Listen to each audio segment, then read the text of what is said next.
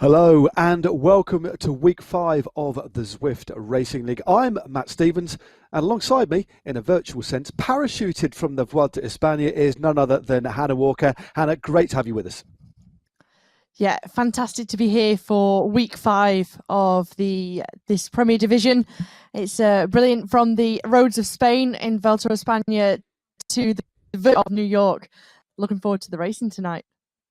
I am very much looking forward to the racing, that is for sure. It's going to be action-packed all of the way, but a little bit about the Zwift Racing League first off the bat. The Zwift Racing League is going to be the home of Zwift Racing all the way through to December, and Zwift Racing is open to everybody, including the whole of the community. So there's races from the Zwift community live on a Tuesday, but today's races are all about the Premier Division. We have men's and women's races tonight.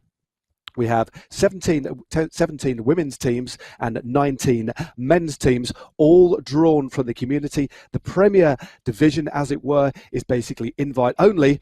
But there's something pretty wonderful about this new Zwift Racing League, because at the end of each season, the first season will be 8 races long, 3 teams from the Premier Division will drop down, and then 3 teams from the community will actually move up. So there is a lot to play for. And the format is a little bit different as well, because on alternating weeks, we'll have a team time trial and a points race. Now, today is a points race.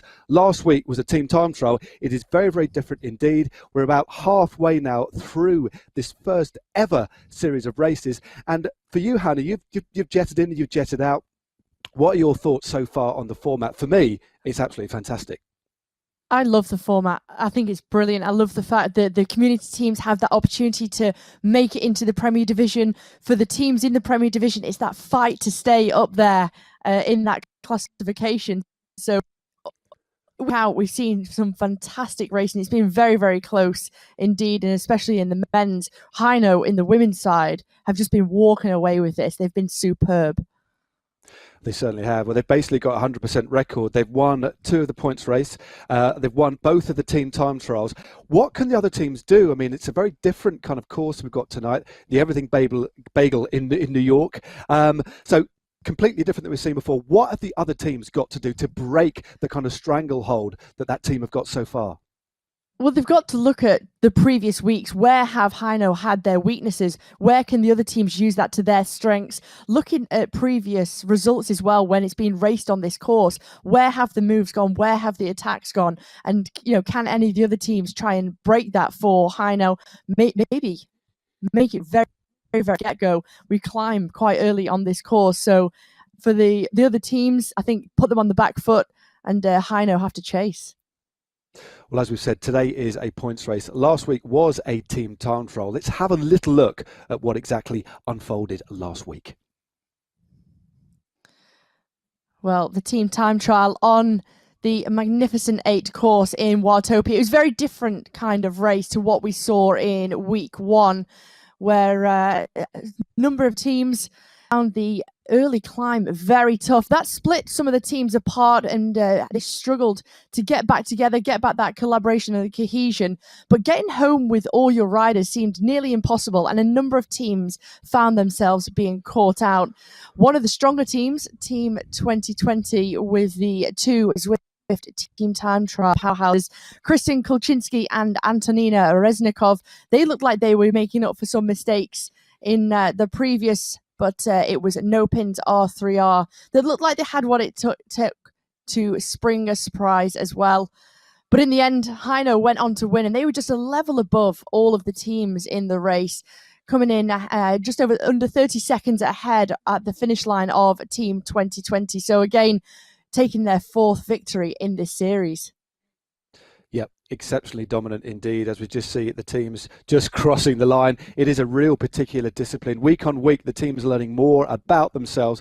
But let's have a little look at the rankings off the back of that dominant performance by Team Arno. Well, there we go. Look at that. Full marks, isn't it? 20, 20 and 20. They lead so far. We're just at the halfway point now, as I said before. So Heino lead with 80. Team 2020 are there in second place with 73. No Pins R3R E Racing team are there as well, ever consistent with 69. Then we have Aero, I Race Like a Girl, Kiss Racing Team, Creo RDT, Evoque Bike powered by Endoshred, Saris and the Pros Closet, and then rounding out the top 10 with 48 points are the Team Swedish Zwifters. And it is pretty tight at the top, as you can see. Although Heino have won every single race, I think with the way that the points are distributed, Hannah, we'll talk a little bit about that later on, it does mean that all it takes is for one team to have one bad round and everything could change at the top. So although we've seen Heino very dominant so far, they've got to keep on. And the other teams are going to be really thinking about how they strategize the next couple of events. They certainly are. And I think that's the other fantastic thing about it, the way the points are distributed at the end. You might have ran away with all the intermediate points, intermediate sprints, and the queen of the end, the total tally still doable for teams like 2020 or No Pins R3RE Racing Team to get back on terms with Heino Racing. And today is their first opportunity to do that, of course. It's not a team time trial today. It is a points race around one of my favourite courses on Zwift. Of course, I know very, very well. It is this, the Everything Bagel in New York. And as you can see, there is hardly a flat bit of road. A very, very attritional race. It's a very attritional course, should I say. And there you go, 34.2 Ks, 21.3 miles, but significantly with an elevation of 525 metres. Not many opportunities at all to get a rest. Now, Hannah, for you, what are the key strategic points on this particular course? Well, the whole course is attritional. It's relentless from the start as we start climbing on the reverse Queen of the Mountain. The only point in the race just towards Central Park where the very, very brief moment of respite, but as well on the descent, things, could we see any attacks going on the descents and riders and teams trying to attack over the top of the climbs and through the intermediates? As you can see there, yeah, thanks for a little run through. It is up and down all the way. The two climbs come, well, the first climb comes very, very early indeed. The reverse KOM, that comes after only, well, they start climbing at around 1,600 metres. They drop down, sprint, then, well, I wouldn't call it respite, then undulating all the way to the second climb. Not much for breath before the sprint, and then 6 Ks to go. Let's have a little look at the teams that are going to be racing tonight. Remember, 17 women's team in the Premier Division for this season. There they are. Hannah, pick out a few key riders for us. Few key riders. Alice Lethbridge of Heino Racing in the red jerseys. We've also got Eiley Gardner of Kiss Racing Team. One to watch, fantastic climber, only 21 years of age, comes from Cardiff. Mary Wilkinson, as always, you can never discount her no matter what the course is, from Canyon Esports.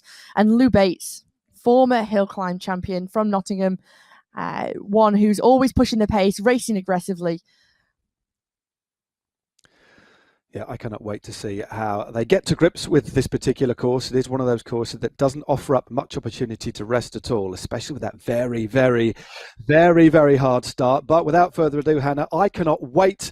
Hopefully everybody at home watching as well cannot too. Let's get on with the racing. They're already underway. Let's see exactly what point on the course they're at the moment. Remember, that first climb comes very, very early on. And as we speak, they are straight on the course. And look at things already here, already starting to string out. And that's no real surprise as we have a look at the most dominant team so far, Team Heino. Yeah, Vicky Nealon, Cecilia Hansen, Vicky Whitelaw, Alice Lethbridge and Caroline Williams, the 5 riders in the makeup of that Heino team. The way that they've conducted themselves throughout all of the races, the weeks here in the Premier Division League One, they've always come in with a plan. They've been extremely strong, putting other teams on the back foot and walking away with those 4 victories overall. Oh, they certainly are. And they've put Vicky Nealon on the front as well, wearing bib number 11. All of these riders, to make it a little bit easier for us to identify, have bib numbers as well, something we learned from the virtual Tour de France. But on the first climb of the day, and this is the reverse KOM, you can just see it is something something like a scene from Blade Runner here as we look at the No Pins R3RE Racing Team. Slightly shorter number here, or smaller number, Lou Bates. Of course, one of the most. Sergeant Bates is her nickname, and she is on the front already ripping things up. And with her for company tonight, Deb Stockley of Great Britain and Meike van der Plas of the Netherlands. But Lou Bates, unsurprisingly, putting in a long turn at the front here. And do you think this is a real something they've discussed early on, Hannah, to try and really sort of strip things up and maybe disrupt the kind of control that Team Heino have had over the first few rounds?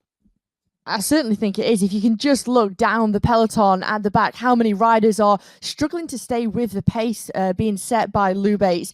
Wants to try and break the riders, take that sting out of the legs from the riders of Team Hino. And she's doing a very, very good job. You can just see a great look. And this is the thing I love about these rider cams. You can get a really good look inside the pain cave. She's out the saddle here. Again, just under 400 watts there, Hannah. These are amazing stats for so early on. 7 watts a kilogram for Lou Bates at the moment. And look at the way this field is strung out. I mean, the riders are spread over several seconds here. Riders are struggling to stay in contact. It's only the first 12 or 14 riders that are actually on roughly the same time. Some big gaps opening up, and we're still not yet at the top of this climb. This is a brutal start to this. This is a really hard start for these riders. You know, if you haven't warmed up properly, if you haven't come into this with, you know, a little bit of an effort before you really get into the racing onto this climb, you're in here, and there's a pace set from Lou Bates wanting to try and split this up. Cecilia Hansen trying to close that gap to Lou Bates, but Bates has this formidable style, just dancing on the pedals, makes it look easy whilst pushing 400 watts. Well, there's the stats. The top 10, they're split over 4.5 seconds. It may come back together a little bit over the top, but remember, first time over the Queen of the Mountains, there are 3, 2, and 1 points on offer. That the same for the K1 the other way around. Just going over the top. I think it was Bates or Hansen. It looked like it was Hansen that just got maximum points over the top, followed by Williams. Look at that. Hino first and second, with Bates in third over the first Queen of the Mountains, and they quickly descend down the other side. Just having a little look further down, there's some big splits already. The top 20 riders already split over 20 seconds here. Devastating turn of pace early on, Lou Bates, to trying to split things up. But what she's basically done is brought 2 very, very dangerous riders around with it. And I'm wondering now whether we'll see the group coming back together. But there's confirmation. Hansen with 3, Bates with 2, and Williams with 1. Boy, Hannah, we thought there'd be an aggressive start. I didn't quite think that things would split up quite as much as that. And I didn't expect Lou Bates to really turn it up so hot so early on. Bit of a shame for her because she has brought 2 riders from with her, so not the ideal scenario. Perhaps would have wanted to take a couple of riders from different teams with her in as she started to open up that gap on the descent. But we're starting to see a group of riders going clear. It's going to make it extremely hard for the riders in the back to come back on this descent, as Reznikov is pushing the pace at the front. We've got Banjari also in at that group. Very, very fast rider indeed. That's a little group that's gone clear. They now have a 6-second lead. There's 10 riders, or 9 riders, I should say, in that front group. Kulczynski is there. Belforth, Bates, Lethridge, Reznikov, Banjari, Mora, Hansen, and Gardner. Let's have a little look at the replay. Just going over the top, should I say? Let's just look a little bit further down. This is just dropping off the first climber of the day. Back 2 at the front group, Hansen just at the back there, and will they start to ride? Because this is a really interesting combination of riders we've got here, but significantly, there are 3 riders there from Team Hanau. They are riding amazing, aren't they? But they weren't the team that took it up. It was actually No Pins R3R that took things up and have forced this split. Really, really interesting now to see if R3R continue to ride. It will be interesting because Lou Bates is isolated in this group now. We've got 2 riders from 2020 and the 3 riders from Hino, but you know, unfortunately with Lou Bates, she's set such a formidable pace and lit the race up that she actually has no teammates in the group with her to continue to pick up those points. She's going to have to work extremely hard, outdo the ride one gained from Hino and now with a 2020. Well, this is a very, very interesting situation. Will they kind of neutralize each other? Sometimes we do see things like this happen, but when you look at the composition of this group, I wouldn't say there's a reasonable balance because it's dominated by the women in red, of course. Hansen, Lethbridge and Neelan all in there for Team Hino, of course, who dominated that team time trial last week with a 30-second win. Very different than the men's. That was a lot more closely packed, but this is an interesting group. But it's the gap. It went out to 10 seconds, Hannah. It's now dropped down to 8.3, and there is a big group behind, clearly with common interest, to try and bring this back. And I'm wondering if we will see this come back together now. The gap now 7.5 seconds. Yeah, Bree Wilson and Justine Barrow really working hard at the front of that group, closing the gap once again, 6.9 seconds, and the pace being set by them. They know that this is the point, the moment that if they want to come back into this, they need to start to work together and share the workload between them all as well. Well, Brie Wilson, as you said, is working very, very hard behind. She's driving hard on the front for the Team Aero squad. That's the team in the white with the green stripes and the yellow accents. As we look at Cecilia Hansen, very, very classy bike rider indeed. And she's backing things off here. They've actually knocked off the pace a little bit just by the watts per kilo there. 164 watts, beats per minute around 160. Still pretty high as the road just kicks up again. It drops down in a little while, but it flattens here and the gap is coming down now. I think too many riders know that this is a little bit dangerous. And also as well, Hannah, I think it might be just a little bit too early on. They know that this is a very, very dangerous group. And even Team Hino aren't even working here. They're just dropping back and almost kind of waiting. They're happy with the points they've scored on the Queen of the Mountains and perhaps ready to kind of maybe do things a little bit later, because this is maybe, again, not quite the right point to go. They're very happy with the makeup and the composition of this group right now. They're forcing the other riders to work, and actually the other riders, the other teams should be looking around thinking, well, Heino, you've got 3 riders in this group. We want you to ride at the front. We want you to take up the pace at the front.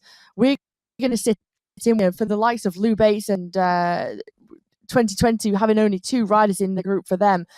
They can think and push for Heino to make the pace. A big group coming back together, though.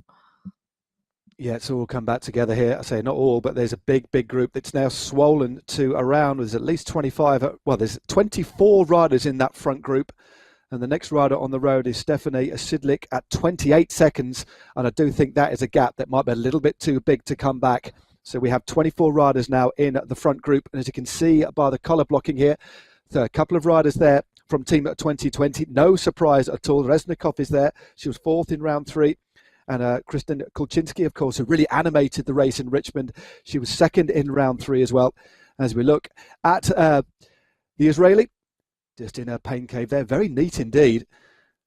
I do like her. And there's one of her colleagues as well with the amazing array of Pez dispensers. And once you've finished watching the race tonight, make sure you please tune into our YouTube channel and watch the World of Zwift. It really gives a nice insight into the world of Zwift in terms of racing. Definitely worth tuning in. OJ Borg hosts that particular show every Friday, so make sure you tune in. It's just nice to get a little bit of a sense of what these riders are all about, isn't it? Not just avatars. It certainly is, and also to hear from the team managers as well, who the people who are behind the team, the ones who are on the communication platforms, giving out the information, giving out the tactics, letting the riders know during the race where each of the teammates are, what the tactics are, and also changing the tactics on the road as the race unfolds. So it's really interesting to get the background of all the racing from the riders and from the team managers and the staff. It won't be long until we head towards the first sprint of the day. That comes at around 13 kilometres as we look at the stats of Melanie Mora from Switzerland. And I think she rides for the Cryo RDT team. A rather fetching kit there. Nice little zoom in on the rider. Just rolling through 229 watts. That's a kind of pace that she should be able to cope with very well. I do think that the battle for the points, the battle for the individual win on the day is going to come from a rider within this group. But just looking back at last week's team time trial and the men's team time trial to a degree as well, do you think that there's elements of riding the team time trial together and that kind of nuanced element of really understanding how to ride at speed? Do you think the riders, the more they learn in the team time trial, the more they can ride as a true collective in these kind of scratch races as well? I do, but I think they've got all teams, if they want to try and play that tactic, they've got to have a designated point where all the riders, they're prepared for when they start to form that team time trial, not to have a rider put on the back foot, or if they realize, one's suffering, they've gone into the red zone, they've gone a little bit too deep. I think if you've got a point in the race, in the course where you've all said, right, now we need to put the that Heino are suffering, or any of the other riders, that we know that if we put the hammer down now, we can split this. Yep, I think we might see that. We saw it a little bit towards the back end of last season. Several of the big Zwift races, we saw teams slowly but surely kind of using riders, getting that kind of colour blocking that we see in real life so often. We're seeing it more and more as these teams get organised, as they start to understand each other. But there's nothing like a team time trial to really make a team think as one, because there's no point in having a collective of strong riders who just don't know how to ride with each other. Essentially, sometimes if you have a super strong team, rather than riding as a collective, you tend to tear chunks out of each other, as we look at exactly on the course. We are 9 kilometres done, and many of the circuits that we see on Zwift, we see laps, and this is a course that you really have to know, isn't it, Hannah, because it's the 34 Ks long, and because it's not laps and you're getting over familiar terrain on a number of occasions, this is where course knowledge really does come into play on one essentially big lap like this. Yeah, having done your homework for these riders, having ridden it either in training or having raced on it before, and you know what to expect, really comes into its own. Having knowing that knowledge, riders wanted their tactics, their knowledge between each other as well within the team. That's important stuff. Knowing each other. And so all of these teams will be communicating with each other, either on Discord or WhatsApp, various systems that they will communicate on. Again, coming towards that next sprint, Shayna Paulus now on the front, driving hard. Around 20 minutes into this effort now. Mason just on the back there for Team Fearless. As we have a look at Polly Mason. So riding for Saris and the pros closet, should I say. Teammates with her today, Christine Tracy, Keita Shita, Adana Wagner and Jessica Bemrose. But things have calmed down a little bit here, because I think when you think about the effort that they put in over that first climb, make no bones about it, to get in that front group, riders have gone into the red because it literally exploded. So I think the riders are now just taking a bit of a breath and thinking about later in the race. They are one of the only points of respite, just to get a little breather on the course here, on the flatter sections. But as you saw there from Polly Mason, has the fan going, jersey unzipped, trying to cool the core body down as much as possible, just to start to prepare for when are the next attacks going to come, when's the next efforts going to start to be forced. Yep, it's all about measuring your effort on a course like this. This is one of the flatter sections here. It's become a little bit of a tactical affair, but I can say the group that was behind are now 38 seconds behind. So the remnants of the peloton are a long way down now. I think this race is going to be between these riders without a shadow of a doubt. And we're in the midsection here. At around 13 kilometres, we'll actually see the next intermediate sprint, and they'll be coming to that very, very shortly indeed. A little bit of a word about the final sprint. When they come off the final climb, they'll go through the sprint and then head towards the finish with about 6 Ks to go. The actual finishing line, and this is where the course knowledge really will come into play, only comes into view with about 200 metres to go. So again, course knowledge and planning, so crucial. And as of course, are the use of power-ups. Haven't really talked too much about power-ups so far. Yeah, the power-ups are going to be, especially if you look at the Anvil one for make you heavier go for the downhill section on the course. But it's where you want to use your power up. Where do you make the most benefit out of having the power ups? We're starting to see some of the first power ups being used just now in the group. A few drafting ones, a feather power up one there just towards the front of the group. Yep, unsurprisingly, some draft power-ups as well, because we're coming up to the next sprint. The sprint is coming up very, very shortly indeed. Remember, another 3, 2 and 1 points are on offer, and it looks like it's going to be taken here. Wow, let's just double check who got that one across the line. That came upon us very, very quickly. It looks like it was Jackie Godby who took the points there. I think a couple of featherweight power-ups have been used as well. Yeah, was it Jackie Godby who took maximum points from Mora and Reznikov? So that is the forward sprint done and dusted. Now, there aren't any other points on offer now for at least, well, about another 13 kilometres. And will we see anybody take this opportunity to go off the front? Because at 3, 2 and 1 points in the bag. In a few moments' time, we'll see how that has affected the scoring on the night. But again, when you look at a course like this, Hannah, as we just get to a high note, still well in control. 4 points scored on the night so far. Vision E-Racing, good to see them in the mix here with 3. No Pins R3R with 2. Cryo RDT there with 2 as well, and then Team 2020 with 1 solitary point.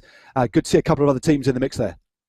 Yeah, brilliant. And Jackie Godby timing that one to perfection. We saw her come into some good form in the Off the Map Tour a few months ago, and just how strong she was, how much power she has in these intermediate sprints on the flatter sections of road, and to make this front group start to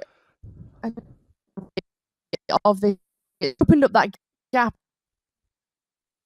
to take points onto the board for Vision Racing. Well, a good use of the aero power up as well. As you get another shot there, again, really good use. And that's a really, really fast sprint. It comes up very, very quickly there. And she took that by several lengths. And the rest of the group, again, sensibly using the draft power up there. Of course, the draft power up just makes drafting that little bit more easy, or 50% more easier for 30 seconds. And that's one of the power ups that you'll see riders using within the bunch at certain moments. But it's one of those power-ups that's actually good to try and get a little bit of recovery, isn't it? As well as using it for like an offensive kind of purpose. Quite often when things are really being strung out and you're on the limit, just use that kind of draft boost just to give you that little bit extra to recover. So power-ups aren't just used for kind of positive kind of tactics. They can be used for recuperation purposes too. You just have to use the power-ups to your advantage where you are in that section of the course. As we saw, the aero power-ups being used. Perfect execution there for Jackie Godby. Even that one for the intermediate sprint. We'll have got a new power up going into the climb, but as you say, use it to your advantage. Whether that just be to get some recuperation, just to ease off from the relentless pace in this peloton. Well, indeed. Again, whatever power up you get, there's no point in just getting rid of it. I think as riders, as we've got. Well, we're kind of 4 or 5 years into Zwift racing here. Some of these riders have been around for a very, very long time, exceptionally experienced. And now if you do get a power up, rather than just get rid of it arbitrarily, really think about when you're going to use it. As this road continues to rise and fall, this is a nasty little drag here as we see Seal move to the front, Kuczynski there as well. Got 3 riders there, of course, from Team 2020, Reznikov, Kuczynski and Paulus in at this group. So Team 2020 sitting very high on the general classification. They'll be pretty happy with their numbers there, as of course will Team Hino. But I'm wondering, wouldn't it be great here, Hannah, to get a real kind of fly on the wall kind of view on what teams are actually starting to say to each other here, because this is getting pretty tactical. They're still moving along at a pretty uncomfortable 3.5 to 4 watts a kilo, but they're definitely going to be thinking, looking around at the composition of this group and kind of thinking, okay, how do we split this up? How do we maximize our opportunity to get points? Certainly would. And even just to see the faces and the pain faces on some of the riders who's still got the poker face, who's really suffering with the efforts that have been made so far, and just the direction from the team managers, the sports directors in their ear via their communication methods, just to see how is everyone feeling, what tactics to do to try and overhaul to take today's win. Can another team or a team trying to break that winning streak of Team Hino? Well, Hino have got pretty much all of their riders in there. Vicky Neelan, Cecilia Hansen, Vicky Whitelaw, Alice Lethbridge and Caroline Williams. But interestingly, although Hino have dominated in terms of the team, they haven't actually won an individual round. And I think that's what this is all about, isn't it? You can take the individual victory on the night, but this is a team competition. It's about trying to get as many riders at or near the front as you can. And that's what Hino have done so well. And talking about that, Illy Gardner, of course, she is one of the individuals who has won a round so far. She won the first round and was 6th in round 3. But again, it's wonderful, isn't it, to get the individual win on the night. But it's all about getting as many riders to the head of affairs, and Hino know how to do that so well. Yeah, it certainly is. And as you say, the team competition, the competition that's the most important, it's fantastic getting that individual victory. But for the team, Hino just playing it out perfectly. They're using all their eggs into the baskets of the intermediate sprints, the Queen of the Mountains. They know that's where it's the point to pick up those points on in the stages, in the race. Oh, here we go, looking at Illy Gardner there. Now the KRT, the KISS Racing team, well, it's one of the teams that's been in the Zwift community for a very long time. And as we just move towards the next critical part of this race, the road just keeps rising and falling on this particular part of the course. It's one of these kind of courses, whether you're just riding out there for fun, whether you're training, that you're constantly going through the gears, because you get these downhill sections, little flat sections, then you get these little unclassified kickers. It's a very, very hard course to get any kind of linear pace setting, is it? Because it's always chopping and changing. You've really got to be kind of on it, haven't you, and concentrate. You have, but also when you find a moment on the course where you can relax or just freewheel in the peloton, in the bunch, just to take a breather, you have to take it before the next big efforts start to come. But also being in the right gear time, you don't want to find yourself on one of these small rises in a huge gear, then you have to crunch your way back up to the top of the cassette, get back into your rhythm. Yep, it's all about pacing yourself. But again, these riders will have known this course, that have probably warmed up on it earlier on today. Again, crucially important that they got a good warm-up today, that is for sure. As we look towards the back of the group, a couple of riders from Team Hino just using that draft, and a couple of aero boosts going on there as well. Again, when their riders get above 60 k's an hour on the descent, if you actually freewheel, you get into an aero tuck, as you can see some of the avatars doing that. And again, that's another opportunity, because on Zwift, you're always on the pedals. If there are any opportunities to get in the aero tuck, that can really give you an important bit of rest, because this is a tough attritional course. And now we're going to start to get back onto that high line soon and head towards the climb. We're well over half distance now, 15.5 kilometers to go. Remember, we've got one more climb to go, and at the bottom of the climb we've got the sprint, and after the final sprint there are 6 kilometers. But now we've got this nasty little drag coming up, haven't we, Hannah? This is a really hard pinch point in today's course. You know, if your legs are already starting to burn and the lungs are burning, and riders and teams try and push the pace out the front and split this group, you're going to find yourself on the back foot if you're too far back in the bunch. Just want to be ready for, when are these attacks going to go? When are they going to start to be made? Eilidh Gardner sitting comfortably in the middle of the bunch right now. No, she's looking good. Wilson in the centre there as well. Again, nobody really wanting to force the pace too much at the moment. There's the stats of Brie Wilson. RPM there, 89 kilometres an hour up this drag, 26 k's an hour. As you can just look underneath, it is quite disconcerting as you look underneath, because it's almost like riding here on glass. You can just see the roads below that you've ridden on earlier on. It really is a kind of combination of the actual New York and maybe some sort of a future New York. And this is the Everything Bagel, because it pretty much does throw everything at you. And I'm just wondering if we will see, we talked about the new power up, the Anvil. Well, I've not actually seen it used yet. I'm not too sure what the chances are of getting it. Of course, the power-ups are generated randomly when the riders go through a Queen of the Mountains point, finish line, or a sprint, but not yet seen anybody use an Anvil, and that could be very, very exciting. Remember a couple of races back earlier in the year, I think it was in one of the men's races, we saw a victory on this course when somebody used an invisibility power-up, and that would be fascinating to see if that could happen. That was pretty amazing. It was, and I think that's what we were touching on before. Have any of these riders sort of looked at this circuit, seen how the race has been won before? What is the tactics that have been deployed to go for the victory? How can they try and outwit the other teams? Are they going to go for a long range attack, or are they going to leave it down just to being able to and relying on their punchy kick, their sprints to the intermediate sprints or Queen of the Mountains? Or do they want to try and go across the line solo? I think Jackie Godby was one of those riders who took a flyer from the final Queen of the Mountain. Oh, Jackie Godby was looking very, very good there again. Those are kind of what she's putting out at the moment are respectable, but she'll be riding within herself there. The standard of these riders is exceptionally high, and we have 24 riders in contention here as the road starts to rise again. This is just a little bit of an hors d'oeuvre. This isn't actually the big climb itself, but this actually is pretty steep on this section. Kicks up to around 10%. Again, a bit of a leg sapper ahead of the big climb still to come. And just to get just the way that they're riding here, the way that nobody's really willing to attack. As we say that, looks like Godby sticking out 500 watts, has decided to go early. Interesting move here. Very interesting her keep a very, very, very high cadence, 104 revs per minute. She dropped it down to 85 revs per minute when she started to make that attack. Has she done any damage or have riders been able to get back on terms with her? Team 2020 all over the move of Jackie Godby. They'll be wise as to how she races and how she's won in the past. They certainly will. That was just a tentative little move there.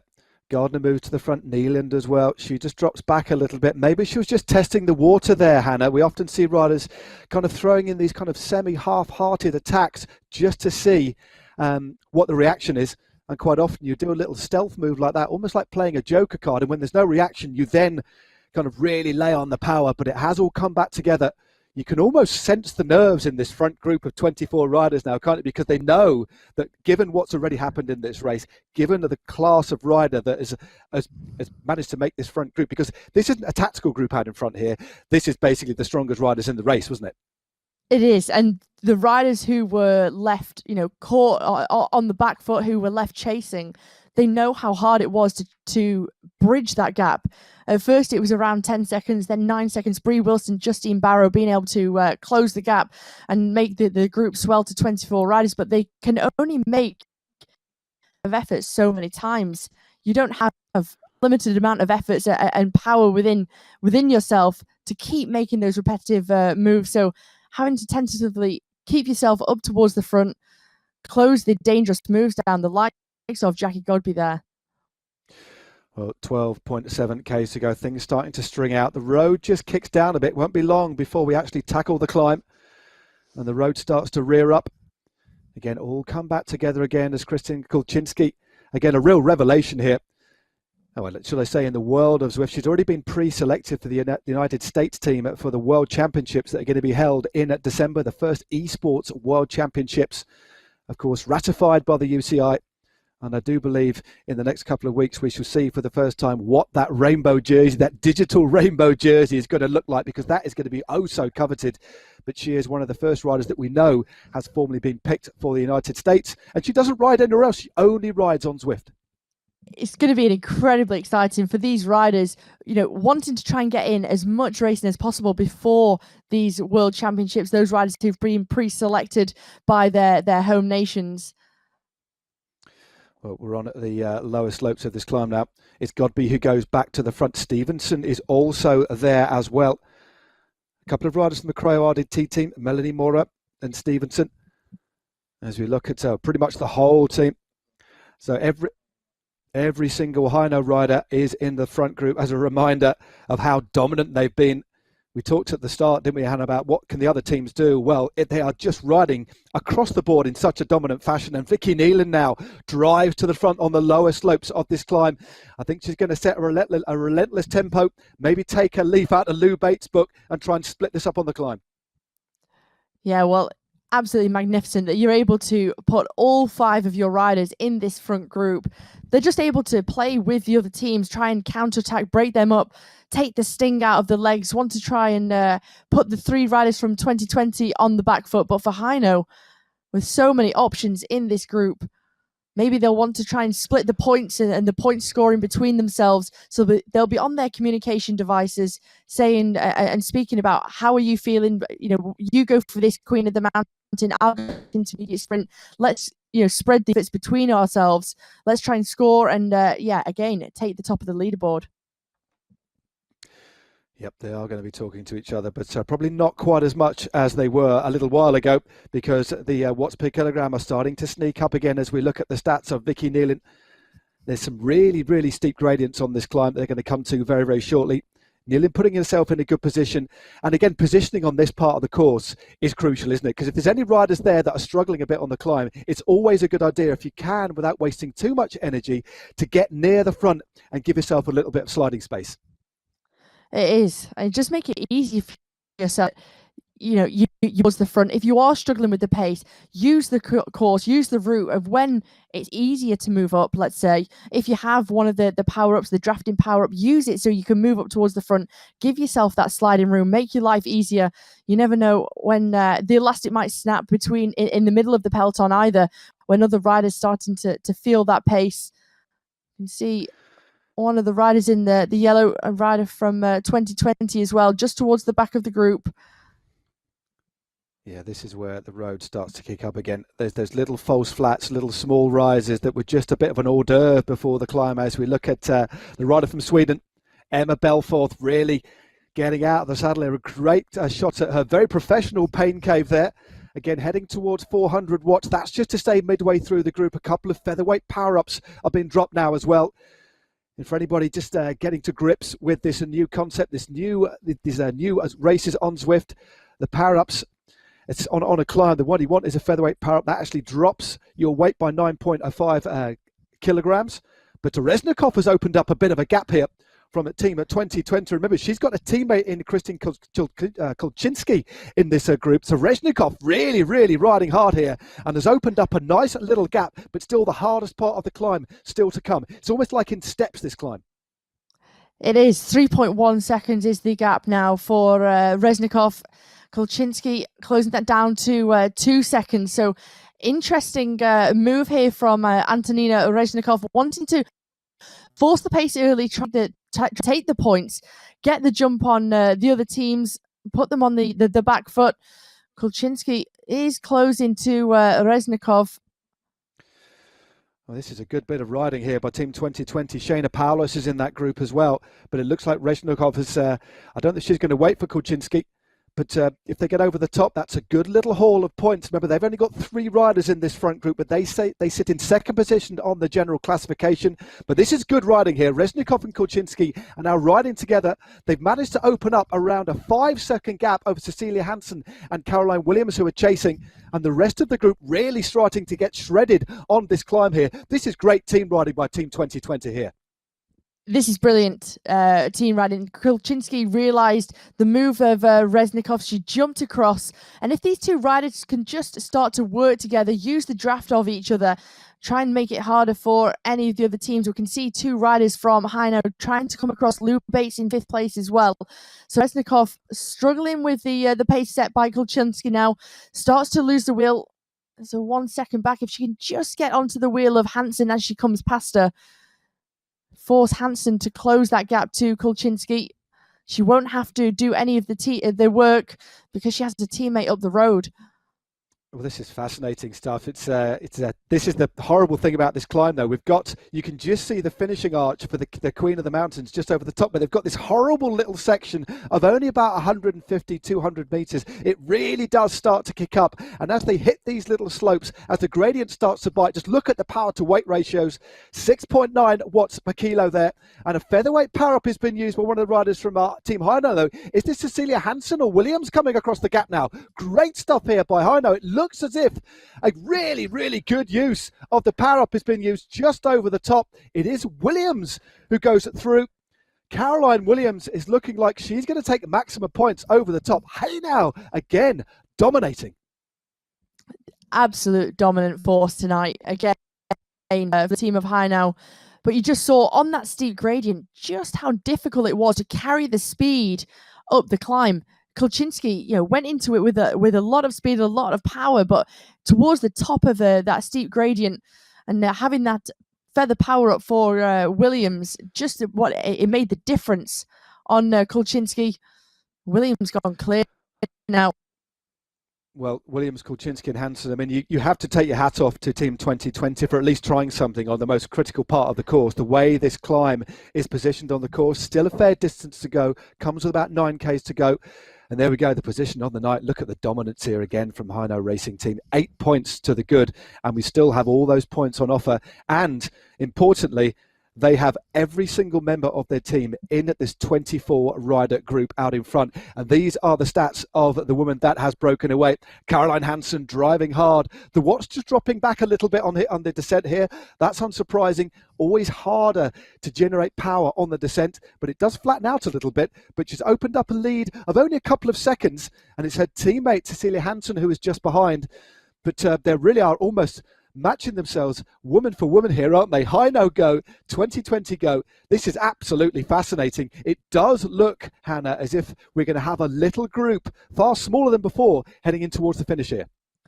Yeah, how many riders are left? We originally had 24 riders in this front group. The damage, what has been done from Kulczynski, and the pace set by Reznikov as well. Williams to what has been caught back in that group.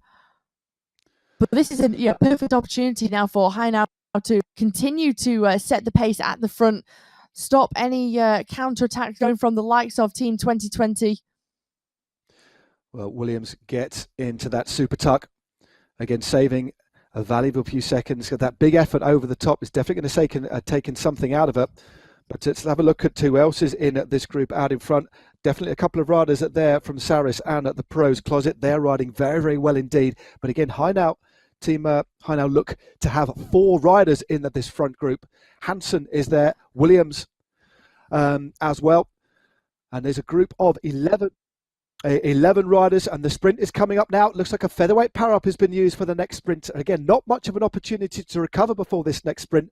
And once they go through this sprint, there'll be only 6 kilometers to go. And there we go. Godby takes the points. Good riding by her, seizing that opportunity ahead of Hansen and Gardner, I think. That is the group out in front. So good riding by Godby. She's been very, very strong tonight. Well, again, timing for Godby, using the power up to perfection, opening up the sprint. Fantastic work from Godby, taking both intermediate sprint in the night and the New York sprint reverse. But Neelan, now this is where it becomes a dangerous move. We've seen Godby open up that gap. It's all come back together. The sprint has been taken, but a perfect opportunity for the counterattack. And that's what Hainau have sensed. This is what they've seen. They know this is their opportunity, that everyone's just sprinted the intermediate. They're on the limit. They certainly are. That is a good bit of opportunistic riding here. Well, not just opportunistic, tactically very, very strong indeed. But the team that have dominated this brand new Zwift Racing League so far, this Premier Division, we're now into week 5. We're at the halfway point. It is Team Hainau. 4 riders in this front group, and there are 12 riders in this leading group coming in to the last 5 kilometers. Who is going to take it on the night with numerical superiority? It is Hainau, but they've yet to win a points race from an individual perspective. But it's all about getting as many riders at the head of affairs here. Will we see a lead out happen here? I wonder what Team Hainau are actually saying. But they've got basically riders to do everything now. They've got riders to try and go long. They've then got enough riders to try and actually bring back attacks. They hold all the cards, but that is where the other teams are going to have to look to try and find opportunities. Just look to that team to keep making the pace. They will, but this could also be the opportunity for Hainau to use their team time trialing abilities, their skills, what they've learned over for the last 2 team time trials during this division, to really up the pace, stop any of the counter attacks going off the front. Lou Bates is still here for the no pins R3R teams, the solo rider represented, so perhaps might not want to leave it to the bunch sprint or ride off the back of Hainau. Yep, Lou Bates, we know, is one of the strongest riders out there. Sergeant Bates, they actually call her now within the No Pins R3R racing team. Again, so consistent. She won round 3, the points race there, and she was second in the opening points race of this season. And she's looking good. Again, just sitting in the wheels here. 4.4 kilometres to go now. And remember, the last points have been done. All the intermediate categorizations or opportunities I've done now. This is all about maximizing your points at the end. And this is all the points are weighted towards the back end of the race here. But the team that are holding all of the cards at the moment are Team Hainau. But can they capitalize on that and actually go for the scratch win on the night as well? That's going to be very, very interesting indeed. Let's just run through the riders in the front group. Illy Gardner, Caroline Williams, Christian Kulczynski, Jackie Godby, who won at the last sprint, Bree Wilson, Alice Lethbridge, Vicky Neelan, Antonia Reznikov, Cecilia Hansen, Lou Bates, and Caroline Williams. That is your front group of 12 riders. You can just see them there looking at each other's. The watts are actually starting to drop down now, and again you can start to feel the tension here. Is anybody going to try and go long, or are we going to see Team Hainau just try and set a pace so relentless that nobody can attack? It's very, very cagey, isn't it? And now we start to see several riders from Hainau, those red jerseys, just starting to bunch up towards the front and keeping together as well. They don't want to be on the front too early and take it on. Too early as we see the stats from Katie Banerjee. So as you say, the watts coming right down, 241 watts. Keeping a nice revs per minute, though, at 97. Yeah, looking very, very good there. Again, that's the group. Kolchinsky goes to the front. Neil not too far away. Happy to go and put a nose in the wind a little bit. Perhaps try and just keep this pace high. This is getting very, very tactical indeed. We saw that split early on in the race. The first time up the reverse, Queen of the Mountains. The race exploded. 24 riders then regrouped. They hit the final climb, and that was whittled down. In fact, the group was split exactly in half, and we now have 12 riders thundering towards the finish here in round 5, or week 5, should I say, of this brand new Zwift Racing League, alternating between the team time trial format and this points racing format, where the name of the game is scoring as many points as you can for the team. This is a team a team competition. Therefore, communication is absolutely key. And this is going to be a fascinating run into the line. Do you think we're going to see anybody go long? I think at the moment, the pace is so high that no one wants to take it up too early. No one wants to open up that gap and risk losing out on the big points at the back end of this this stage, this race today. Looking at the Celia riders here, Hando, looking very, very comfortable. She's almost using psychological warfare there, just taking a gentle sip from her bottle there, sticking about, well, only on about 130 watts here. So everybody is almost kind of girding themselves for this finish now, Hannah, aren't they? I think we are going to see a sprint, 2.1 Ks to go, but it's a very, very fast one. Timing, absolutely crucial. And the key as well, how many riders here have got the aero power up on board? That is the power up that everybody wants when it comes to an intermediate sprint or attacking and getting away. But more importantly, a field sprint towards the end. 12 riders heading in. Who has got the aero power ups? That, of course, makes you 25% more aero for 15 seconds, and it's the timing and use of the power up as well. It's not just the fact you're using it, it's the exact timing that's so crucial, especially in this fast finish.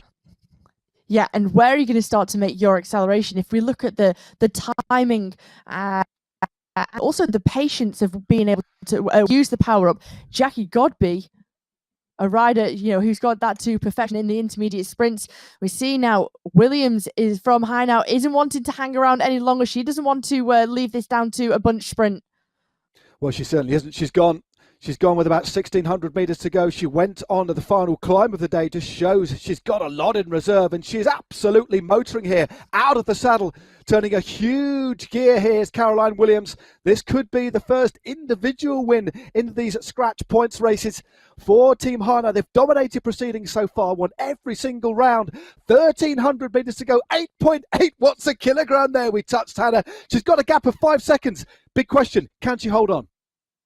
Can she hold on? 1.1 kilometers of racing as she nears that red kite, denoting 1,000 meters of racing left. What has Williams got left? The gap now 8 seconds to Eiley Gardner of KISS Racing Team. She's the rider who wants to take this up and to try and close the gap.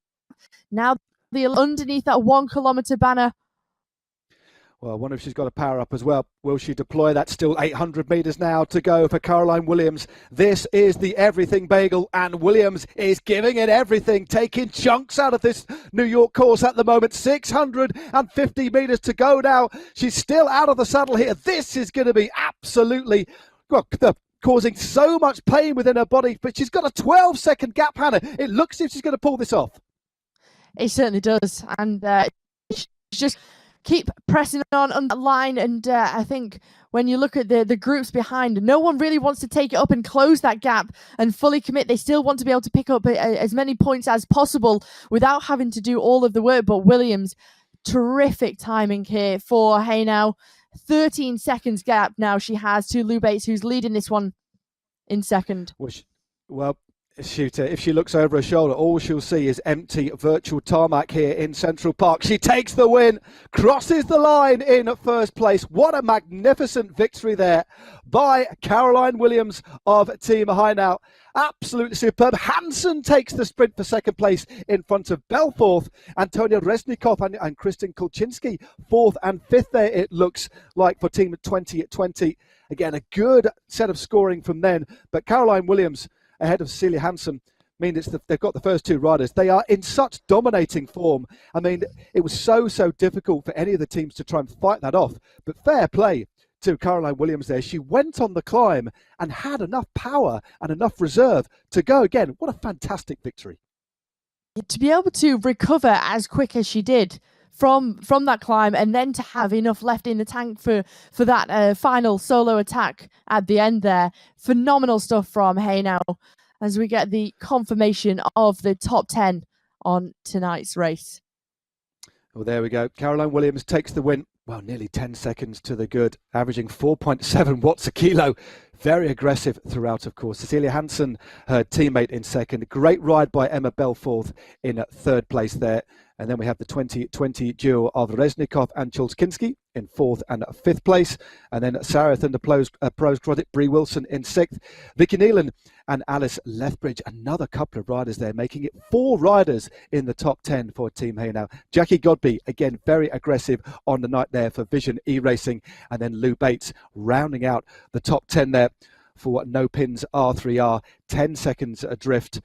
Well, what a breathless race that was, and they have absolutely got it dialed. I mean, incredible riding by Team Haynau. They are absolutely untouchable at the moment. But there's the finish line points: 40 points for Williams and for 35 points for Celia Hansen. Those points obviously translate towards the overall as well. But I think we know what the result is going to be in relation to the team standings. Well, it's another clean sweep for Team Haynau. What can the other teams do? This is astonishing riding. Absolutely astonishing to take now 5 victories. It's the first individual victory though on the stage. But as we see the replay, how things panned out, it was Lou Bates, the rider from No Pin 3R, who pushed the pace at the front. She wanted to split the peloton early on, just to force a really select group of riders. And you can see the riders in the two groups desperately trying to get back into the front. In the end, 24 riders who were legitimately in the race today. Yep, that early split. I mean, when you look at the stats of Lou Bates, in fact, the 2 riders that made the big efforts on the climb, Caroline Williams and Lou Bates, both out of the top 10, put out the most watts per kilo. Caroline Williams, 4.7 watts a kilo for the win. Lou Bates, 4.7 for 10th place. But as you said, 24 riders went clear. Several little attacks on the second climb, and this split things up again. It was Reznikov who went clear on the climb, and Kristen Kulczynski. I know this was a really interesting point in the race. 2020, to be fair to them, really started to take things up, but they just didn't have enough kind of firepower, did they? And that numerical superiority of Haynau really played out, didn't it, in the end? It did, and I can't, I kind of think now perhaps Kulczynski should have let Reznikov ride and be solo and out the front, rather than trying to jump across to a teammate to obviously help her and start to work together as a team. Ultimately, Kulczynski could have worked and forced Haynau to chase that back Reznikov to try and get the better and the superiority over Haynau. Yeah, I think at the time it looked like a good move, but as you say, all the teams here will reflect upon their team performances from an individual perspective. And there we go. That was crossing the line. Sorry, that was our winner, Caroline Williams, taking her first win of this series and the first points race individual win for Team Haynau, who cannot put a pedal stroke wrong, it seems. Well, that's left me pretty breathless. I almost need to go for a bit of a lie down before the men's race here, Hannah. It's extremely impressive, isn't it? The way that they're racing. As we look at those points, 146 to 74 for Aero. Incredible. Yep. I mean, just one thing, just a little bit of information about the points. That is the points that Team Haynau accumulated on the night. Those points themselves, the individual points, don't actually carry forward to the overall. There's a separate set of points awarded for the first, second and third team. That just shows how much they got right. But great riding there by Team Aero as well. 2020 ever consistent, and a very solid performance by Team Zwift, by Team Swedish Zwifters as well in fourth place. But they got involved in everything, didn't they? And that is the net result. There we go. Look at that, Hannah. 5 out of 5. 20 points in every single round. And that gives them maximum points of 100, 2020 still holding on to second place. They've been very, very consistent with 91 points. Aero still there in third with 86. No Pins R3RE Racing in fourth with 82. Then we have Cryo RDT, Evoc Bike powered by Endoshred. Then we have the KISS Racing team with 69 points. Team Swedish Zwifters are there with 65. Saris and the Pros Closet are in ninth position with a solid haul of 62 points. And then rounding out the top 10 with 58 points as we head next week into round 6 is I Race Like a Girl. Well, there we go. A great race. Lots to reflect on. I cannot wait to see how we kind of drill down into that race when we head into the world of Zwift. I think OJ Borg will have a lot of fun looking into the whys and wherefores of that race. But it's time now for the men's to do exactly the same thing. But before we do have a look at the men's field and what they've got on the menu, let's have a little look back to last week's race. And that was, of course, the team time trial.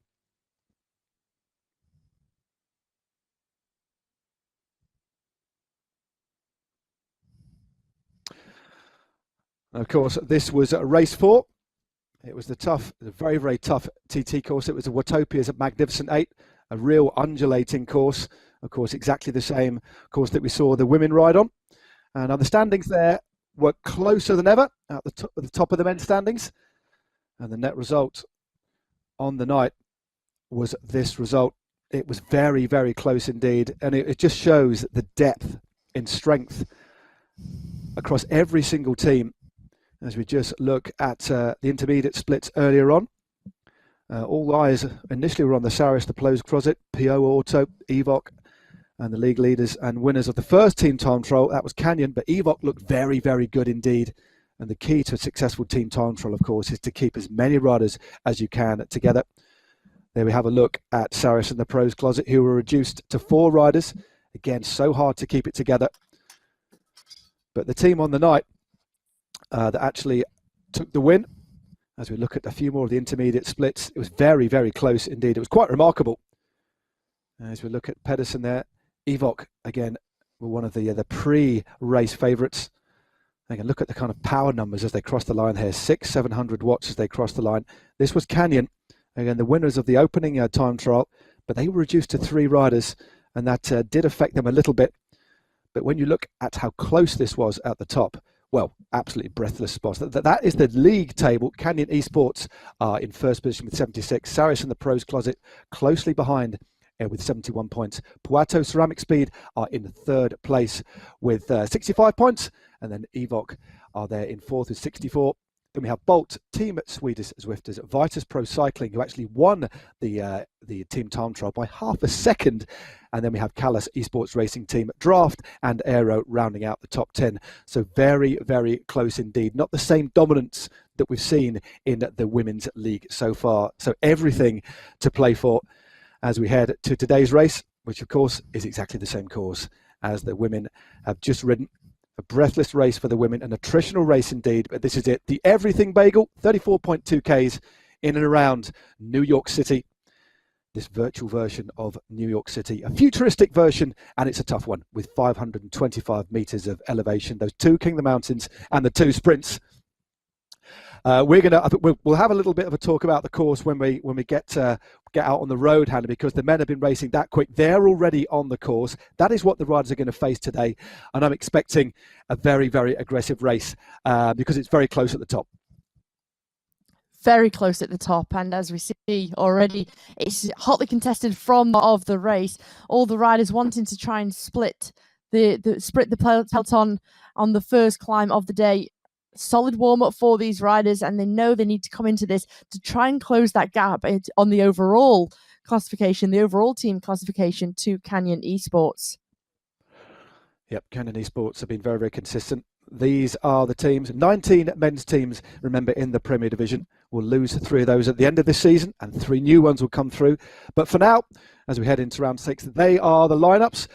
Give us a couple of names that we should be looking out for today, Hannah, from the men's lines up. Well, as always, Lionel Vuithin of Canyon Esports, always one to watch. Dan Freeman, a former national hill climb champion, rode in the World Tour in IRL for Saris and the Pros Closet. Watch out for him. And also Adam Kenway of Vitus Pro Cycling, the team who won the time trial last week. Yep, it is a very, very solid lineup indeed. But they're out on the course already. And without further ado, let's actually join them. And they are, again, very much like the women on the lower slopes of this opening climb of the day. And we're already seeing some splits. Again, it's such an unusual kind of course, this, as we look at the winning lineup, of course, from last week. A slightly different permutation. It was Vitus Pro Cycling, powered by Brother, that won the team time trial. That's moved them up into the top 6 of the general classification. But today's lineup, Frederick Sheska, Joe Sutton, Chris McGlinchey, Mikey Mottram and Adam Kenway. And looking at their lineup, they are clearly a team that know how to ride as a unit. But look, again, their lineup, they've got sprinters, they've got riders that can climb. They're a real kind of balanced mix, aren't they? They are, and they're sensing this move, this danger from Ollie Jones of Canyon Esports. Chris McGlinchey, insane numbers he was just putting out then, just to try and close that gap, to move up towards the front. He knows this is a danger move. As we get a look at the pain cave of Ollie Jones, 662 watts right now, 10.5 watts per kilogram. That is incredible. Again, he nearly touched 800 watts there. He's got his garage door open as Ollie Jones, a former winner, of course, of the Zwift Academy, has really taken to this racing like a duck to water. So consistent. He climbs well. He tempos well, and he's got a very, very good sprint on him as well. But already we're seeing the field really starting to split up. And rather than completely fracturing here, Hannah, it's more strung out. The top 25 riders spread over 5 seconds. It's not quite the same damage that is being done, but they have gone over the top. It looked like it was Tom Thrall of Evoc Bike, who took the points there. Ryan Larson, the former United States Zwift champion, there in second place. And then Ollie Jones riding for Canyon Esports in third. And they've eased off pretty much straight away here. But a bit of selection, but I think we are going to see a bigger group, because the top 25 riders only spread over 5 seconds as Evoc take maximum points ahead of Saris and then Canyon Esports. But yeah, the numbers that you talked about there, I mean, big numbers there. So that's going to really hurt later on, isn't it? Yeah, and it's certainly fragmented that group and put riders under pressure. This is the point now where if any of those riders, you can just see the split in the peloton just at the back of the group descending. If they want to come back, like what we saw in the women's race, it's now or never for these riders, because it's going to become exceptionally difficult to try and come back. Chris McGlinchey just freewheeling, getting into that super tuck on this descent. Well, Chris McGlinchey looking very, very good indeed. He's a rider that can climb well, but can sprint exceptionally well as well. But just looking back, there's riders spread all over the road here. But so the first 49 riders here are spread over 11 seconds. And interesting, just looking a little bit further down, in 50th or 51st place is Lionel Vujasan. He's 17 seconds behind. He's got a little bit of work to do to get back on. Don't know exactly what happened. We don't normally see that, but clearly he was caught on the back foot for some reason. So 18 seconds adrift he is now. So the Belgian, who has a live duck as a mascot, need I remind you, we featured him before, is out of the back. But meanwhile, the pace continues up front unabated. So that's very, very interesting development. It is. A few more riders just getting into the back of this group, but I'm not sure if perhaps he did have a problem in the race, or whether actually the pace was so hot he just wasn't expecting for the riders to go so full gas at the bottom of this climb. He's got a few teammates in the front group represented. Mottram leading this front group, this peloton now. Alex Weston here as well. Ollie Jones. Yep, Dan Fleeman is up there as well. Looks like Mikey Mottram has just decided to go off the front again. So very, very aggressive rider by the rider from Vitus Pro Cycling. Again, they must have really been buoyed by that team time trial performance. And again, just worth mentioning that the top 10 teams, Hannah, in that team time trial we saw last week. And if you did miss out on that, make sure you tune in to the world of Zwift. All the episodes are up online where we can drill down a little bit. Nathan Guerra and Dave Towell take us through, and we'll commentate on the team time trials, and they give a real insight into how that race went on. But the top 10 teams only separated over 30 seconds, and the first 2 teams only separated by 0.4. So it just shows the real depth we had. But Mikey Mottram, 5 seconds. Well, he's got a 5-second gap at the moment, but can he sustain that sort of power? Because that is going to hurt. It is, but keeping a very nice rhythm there in his pain cave. You can see just how consistent he's keeping that 92 revs per minute. keeping perfect cadence, nice power output as well, and 36 kilometers per hour, and still he's eking out time to Rick Ottimer, 5.4 seconds to the good. Yeah, Ottimer's just taken himself just off the front of that group. Dan Fleeman not too far behind. Of course, Dan Fleeman, as well as being an exceptionally good Zwift rider, is one of our resident coaches for the Zwift Academy as well. So he's wearing a lot of hats, is Dan Fleeman. And as you said, he really has taken to this discipline exceptionally well. Likes those punchy short efforts. And as a qualified coach himself, really, really knows this platform inside and out and is never too far away. And has got a big kick at the end as well. Mottram here, very good indeed. Still holding a gap of 6 seconds over Rick Ottimer. You can just see in second position there, but 10 seconds over his teammate of Chris McGlinchey. And of course, McGlinchey won't be chasing here at all. He might actually just go to the front to try and deter anybody else and do a bit of virtual blocking, as it were. He certainly will. And this is where the team tactics come into play. The communication between the teams via WhatsApp or Discord. They can just talk to each other.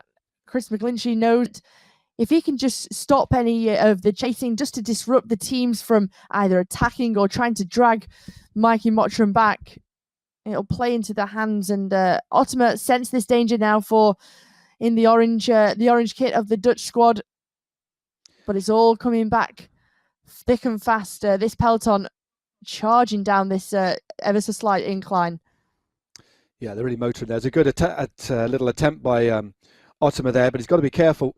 Sometimes when the bunch catches you at speed, although of course within Zwift that you do get the benefit of drafting. So if you sit midway through the bunch or even towards the back of the bunch, that's where you get most benefit of drafting. But when they come by you at such a speed and you've made a big effort like that, you really need to make sure you press on the pedals to make sure you latch onto the back of that group. And this group, as a reminder, 49 riders strong. And Lionel Vuillerson is actually riding on his own at another 14 seconds behind that.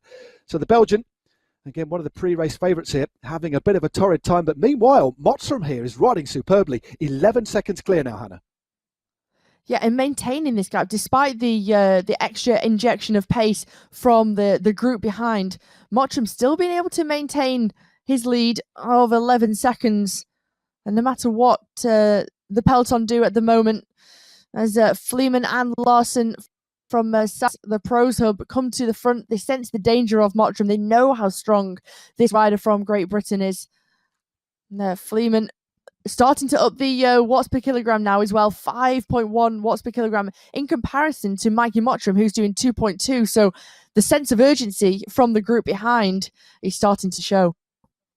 Yeah, Mikey Mottram, a very experienced rider, IRL and on Zwift as well. Exceptionally powerful.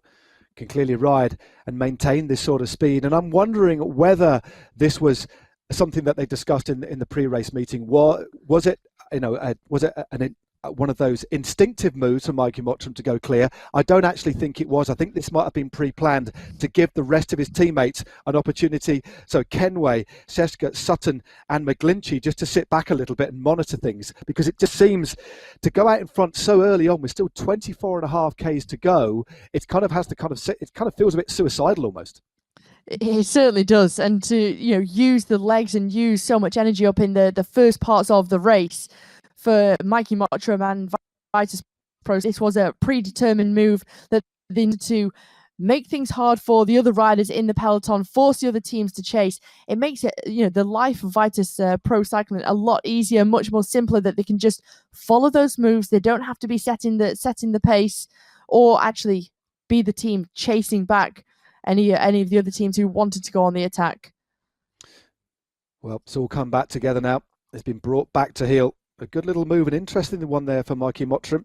Again, only time will tell to see if that's taken, how much that effort is taken out of him. But he's got a few teammates for company. So 49 riders are in at this front group. And the rest, well, let's have a little look who's still chasing behind.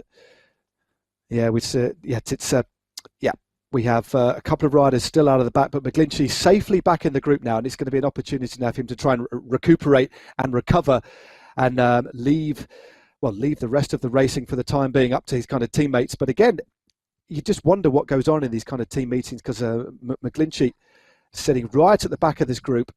again. But again, when you look at McGlinchey here at the back, the Irish rider for Team Vitus, where he's sitting at the moment in terms of aerodynamic benefit is one of the best places to be. On one hand, it's a bit dangerous because you're quite a long way back, but in terms of saving energy, it's the best place to be. So it's a bit of a gamble in many ways. It is, but I think on this section of road, he knows that he's quite safe sitting at the back of this group, of this peloton, that he doesn't need to be so far. An opportunity where he can just use as much of the draft as possible from the group, save his legs for the climb. I think as we'll get to the lower slopes of the climb, we will see Chris McGlinchey ever so slightly just pick off a few riders, one at a time, moving himself up towards the front of the group without having to do, so much and so much of a big effort that he has to inject the pace, pick the riders off. Definitely some interesting team riding here, but a few more riders have got on. Actually, Lionel Viasa, who I mentioned was at least 10 or 14 seconds off the back, has now managed to join this main group, and the main group now has swelled in number. We have around 58 riders in this. Well, we do have 58 riders in this front group. That little group of 8 riders that were separated after that initial surge up the opening climb of the day have actually managed to make contact. 16 minutes into the race now. Still a long way to go, 22 kilometres. We've still got a couple of intermediate sprints and, of course, another ascent of that very, very tough climb. And we've both ridden it. I've not actually raced it, but I've ridden it, pretty hard. It's again, a climb that's really hard to get right because it's not an even gradient. It goes up in steps, but each of the steps are very, very steep. So you're kind of really on and off the power. It's a horrible climb to ride. And for some riders, they don't like it when they can't get into that rhythm. Some riders can cope very, very well with the different paces, the injection and the accelerations on a climb like this. Other riders, when they can't get into the rhythm, they don't like it. And I have to say, incredible job for Lionel Vigerson to get back into this group, having been 30 seconds in arrears on this group. But how much has that effort for him to try and get back taken out of him? Yeah, that is the big question. Again, we don't know whether we had a technical issue or he just got caught on the back foot. And that quite often happens. I mean, that climb is so early on, but we've got Cedar now attacking off the front. This is an interesting little move. So Cedar goes clear. Larson chasing behind. And this is a good little move here. Very interesting move from the rider from the KR team. Tadej Sedar of Slovenia. Looking very, very good. Maybe he's going to try and steal some points at this next sprint. And there he is, out of the saddle here, 800 watts. This is a good little move. Just took the opportunity there, that little bit of a lull to try and go clear, Hannah. He did. Viarmel trying to come across to him, but making the most of the lull in the peloton as he's going to get overhauled into the intermediate sprint by Mel there. Well, a good bit of riding there. I mean, it's a great little bit of riding by Tadej. But Mel, who is the Norwegian Zwift champion for the Callas e-racing team, just timed it perfectly. Vel from Thrall. Sidar still getting a solitary point, but interesting to see Tom Thrall up in the mix as well. He actually won round 3 in Richmond for the Evoque bike team. So Mel from Thrall from Sidar. And now we have this mid-section of the race before the final 2 point scoring opportunities. And it's Evoque who take 5 points so far on the night. Callas with 3, Saris and at the Pros Closet in 3rd place with 2. Then we have Canyon Esports with 1 on the same points as the KISS racing team. So an interesting little move there. But it's as you were, and again, during this little section here, we're going to see lots of the draft parrots being used, very, very similar to the women's race there, an opportunity to really try and recover for a little bit because we know what's going to come. We saw that little bit of a selection that was made next time up, and I'm expecting it to be similar again. We are going to see a further thinning out. But, Hannah, during this midsection here, as the pace is kind of just drops a little bit, this is an opportunity for riders willing to take a bit of a gamble to try and go clear even. Yeah, for the riders who perhaps want a bit more sliding room on the climb, perhaps know that the climbing abilities when the real out-and-out climbers put the hammer down and start those accelerations, that if they're able to go with it, let's maybe go before we get to the climb, before we get to the lower slopes of the climb, let's get to maybe 10, 12, 14 seconds on the group, make our lives easier on the climb, then hopefully by the time we reach the top of the climb, still within the group, still able to make it for the finale as we race down into the final 8 kilometers. So very, very tactical point in the race right now.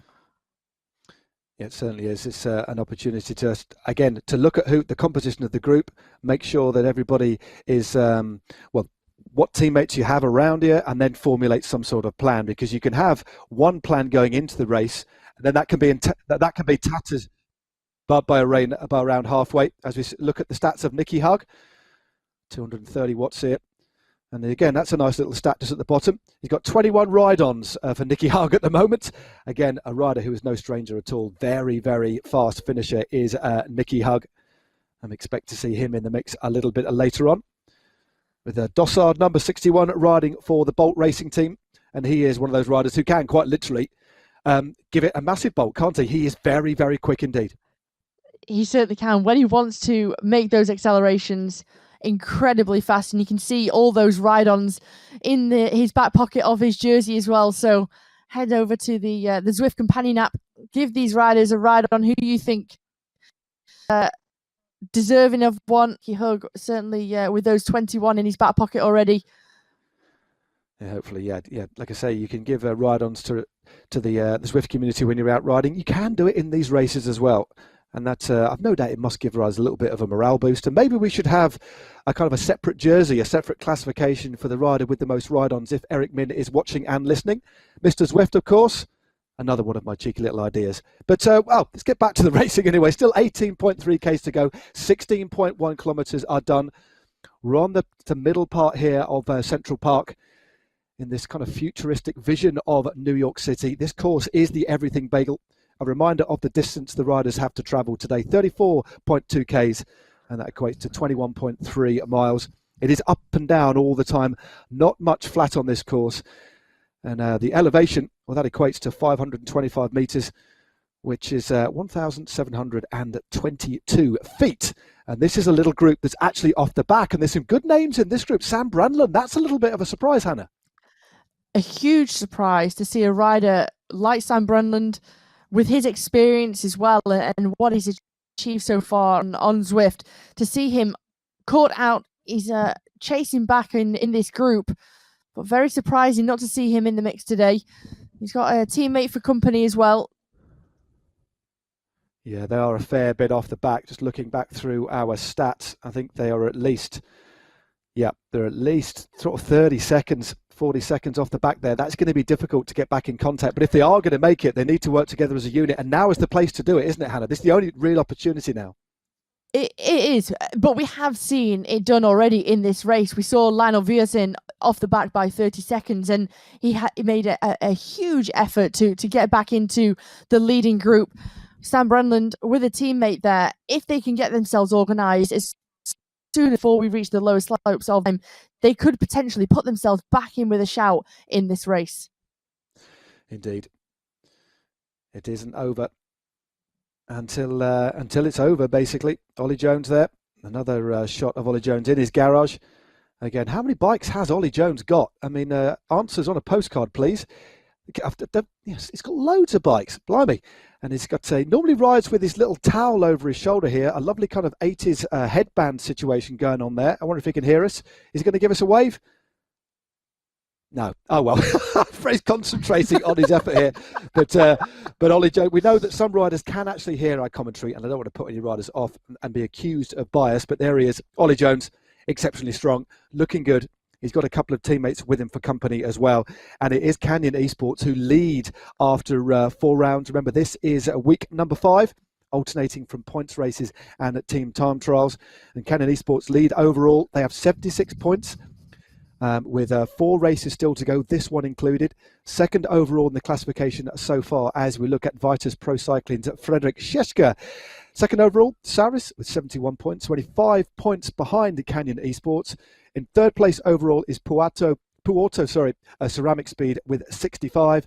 And then in fourth, Evoc Bike, powered by Insured with 64. And then Bolt Racing Team with 60. So really, really close at the top. And I think although Canyon have been very consistent, they certainly haven't been super, super dominant. And it's very close at the top, and that could change today, Hannah. It could, and this is the the format of this series where it doesn't matter how many points you accumulate in the race. As we saw in the women's race for Hainaut, they had over 146 points, but that equates to the points in terms of, because they won, the points go down similarly. It's not that go into their overall. So it does leave it open, and teams can fight back and come back in this team's classification. Yep, I think the accumulation of the points and the points system does leave it open. It leaves it open for a big change around. All it needs is for one team who previously could have been quite dominant and riding high to have a bad night, and that's why you always need to ride as a team here. Things could change very, very quickly indeed, but still a fair distance to go now as we head back over onto the high line here. Another shot of Chris McGlinchey here, just under 500 watts, and that's just to sit midway through. That's a really good indication, Hannah, isn't it? A real insight of how much these riders are having to put in. And any of you here watching, most of you, of course, will have been on Zwift. You know the sort of numbers, what that kind of means. But just to sit in this group just shows the really, really high, exceptionally high standard that we've got in these races here today. And we're going uphill right now, and it's 36 kilometers per hour. The pace being set, and for McGlinchey starting to make his way from towards the back of that peloton up towards the front, but the pace and how it is just to stay in this peloton, never mind actually trying to get out of it or to make an attack, exceptionally difficult. Well, that was Martin Roster Omdahl of the Callas esports team, who just had a little bit of an attack off the front, and now we've just seen Williams go clear. Now that's Omdahl just there, fully headphoned up. Many of the riders, of course, I don't think they'll be listening to music. That should be. This is Williams now is going clear for the Legion of LA. This is Tyler Williams, who was 8th in round one. Good little move here by Williams. We haven't seen too much of the Legion of LA, and this is great to see them on the offensive there, putting out some big power. Impressive move here. Yeah, very impressive move here for Tyler Williams. Opened up that gap, took everyone by surprise. Wasn't a huge acceleration by Tyler Williams, but just clipped off the front, took everyone by surprise, and has a gap over Martin Veng and the group of 2.3 seconds. So perhaps going to come all back together, but for Tyler Williams, perfect timing to make that attack. Just needs to start to ramp it up, make it a quick acceleration to ensure that he doesn't go out the back of the group if they come flying past. Williams gets caught, but he is holding his own there. It's not dropping back too quickly as we look at Deigner, the former German champion, just towards the back of that group for Canyon Esports. Again, still a sizable group here, still around 48 riders in this front group. That was an interesting little move here by the rider from the Legion LA. Their lineup, Tyler Williams, again, 8th in round one. Corey Williams, Justin Williams, Hunter Grove, and Angel Munoz. That is the lineup. It's great to see the Legion of LA racing here. Again, very, very dominant on the domestic United States criterium scene as well. They've got some exceptionally good, very, very fast riders, and great to see them coming onto the Zwift platform and getting stuck in and getting aggressive. But we're now getting towards this difficult part of the course. Still one more King of the Mountains to go. But this is this little drag before we actually hit the climb itself. So the riders' legs are going to be pretty sapped even before they hit the climb proper here, Hannah. Yeah, and with these attacks going off the front and the riders having to close that down, really taking the sting out of the riders before we even get to the real hard sections. Rick Ottimer again wanting to force a breakaway. He is the rider out front at the moment in the orange. You can just see him in his pain cave. Says easy ? On the back in the pain cave. He's certainly making it look easy. Yep, it certainly isn't easy riding at those sorts of numbers. Again, a nice cadence there from the Dutchman. Again, the Dutch team, the Dutch racing team, riding in essentially their national kit. That's the kind of national kit that we actually see out in real life. So they are a kind of a club, but actually representing their country here, which is great to see. Mick Kempert, Jus van der Bosch, Rick Ottimer, who's out in front at the moment on the offensive, Maiko Wurtz and Jasper Oekleun. That is the lineup. And look at this. Lionel Vujasan is now on the front here after seemingly being out of it early on after having a very, very difficult start. Moves straight to the front, has been reabsorbed though, but good to see him back in the mix. This is going to be very, very interesting as we hit the lower slopes here of the climb.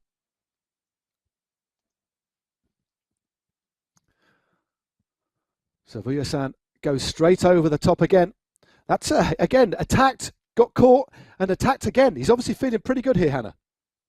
But also just maintaining the rhythm, his pace and his tempo.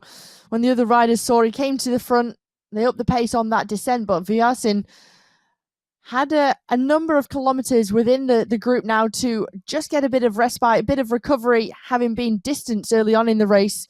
That was a huge effort for him to try and close the gap to the leading group. Yep, you wonder how much that has taken out of him, but clearly he's feeling good. I mean, he's a rider that wouldn't ride kind of recklessly at all. He'll know how to measure his effort, but interesting that he went off the front. Maybe it was just to see how he was going. We don't know exactly the reason why he was caught on the back foot there, but the fact remains he is back in the front there. Mikey Mottram, again, never too far from the head of affairs. Ryan Larson, the former United States Zwift champion, riding, of course, for a very, very strong Saris and the Pros Closet team. Haven't seen too much from Mike Cummings so far, but he's a rider who kind of almost just sits in the wheels all day. He is in this front group as well, and then goes very, very late. He's been consistent so far as the former British Pro. Second in Richmond just a couple of weeks back, and then he was fourth in the opening round as well. And again, a rider that's come across on the road, Hannah, and has really adapted to Zwift very, very well indeed. He certainly has, but a rider who can ride anonymously. He only starts to show, his moves, show his colours when it really matters. He's able to just bide his time, be patient in this group. And Saris, the Pros Club in the yellow jersey, riding very well as a team, but Mike Cummings, come from the road, a former under-23 British champion, onto Zwift, was a pro for many, many years, and onto Zwift, really taken to it, learning all the different courses, knowing exactly where to make your move, make your effort. Yep, he's really adapted well, as have many of these riders here. As we look at Ross Fawcett from Team Giraffe there, again, 400, 500 watts there he's holding at, 164 beats a minute. So ventilation and getting the fluids on board, so crucial over this sort of effort. Although it's only a 45 minute effort, you need to make sure first and foremost you're hydrated, and also that you've got a really good ventilation system going on, because otherwise if you get too warm, you'll get this heart rate float, won't you? So you'll get a kind of discrepancy between your heart rate for a certain power that you get indoors and out on the road as well. So it's so important that these riders have got everything in place that gives them the kind of right platform to perform optimally in a virtual world. It certainly does. Keeping that core body temperature to as low as possible, because it really affects your performance. When you start to overheat, you're unable to make those efforts. The heart rate, it starts to rise, and once you go into that red zone, it's incredibly difficult to ever come back down. It certainly is. You don't want to go over the limit, put yourself into the red too much, just in terms of your power. Go put yourself into oxygen debt, and of course you don't want to overheat your body as well. As Vujasan again goes to the front. Williams again, after that little bit of an effort, not too far from the head of affairs as well, looking very, very good. And this is it. We are now well onto the steep part of this climb. And as you can see, look at the screen lighting up here, this wonderful overhead shot showing you that riders are already on this steeper section using that featherweight power up, increasing their power to weight ratio, making them more efficient. And really, if you're going to use the featherweight power up, it's best used on the steeper sections, isn't it? It certainly is. Use it to your advantage. This is what the riders have been saving this feather power up for on this climb. Save it for the steeper sections. McGlinchey trying to chase down Gavin Dempster now. As McGlinchey looks like he has a draft power up, but look at the style of Dempster here. So calm and collected, keeping that upper body as still as possible. He's making it look like a walk in the park, and he's going clear. Well, no, he's in second place, as I said, trying to hold on to McGlinchey, who has really animated this race. An Irishman leads, a Scotsman is just trying to close the gap, and then we have a Canadian trying to close in. It really has a real international flavour racing on Zwift here. Again, they've still got this little bit of a plateau to come. The group has already started to reduce. We know that some of these riders aren't going to get back in contact, but it is still sizable, still around 20 to 30 riders here. And then the road just going to kick up in a minute. Who's going to take maximum points on the King of the Mountains? And again, on this flatter section here, different sorts of power-ups have been used. So on the steep section, Hannah, we saw all the featherweight power-ups being used up. On the flatter section, we saw the drafts. What are people going to use now? Nikki Hug now moves to the front.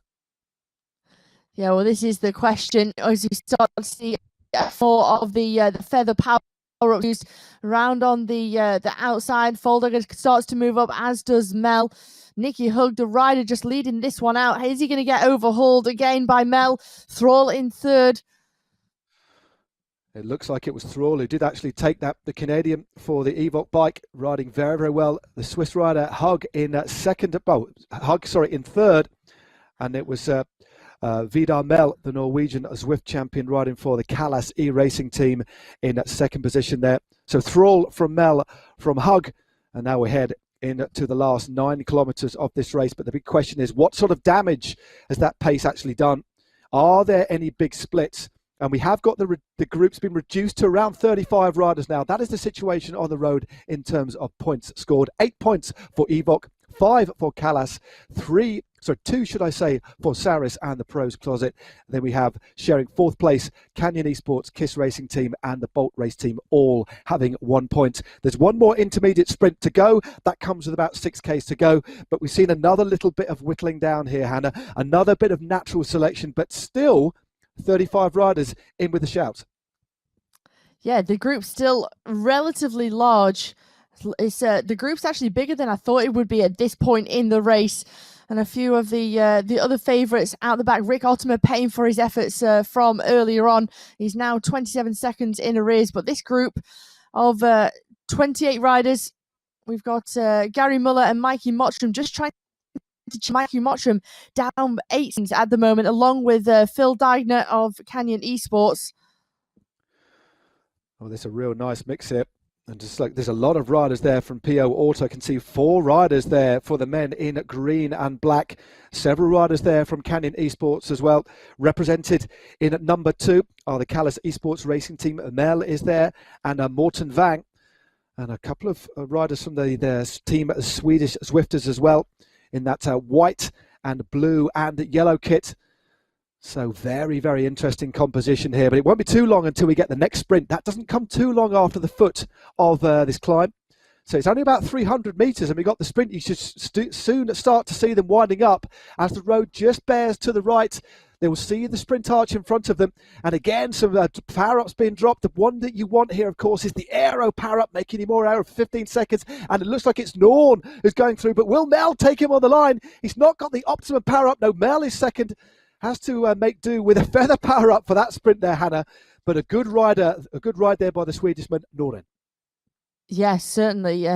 Brilliant sprint there from Norton, taking those 3 points. Mel with the 2, and Ollie Jones picking up the 1.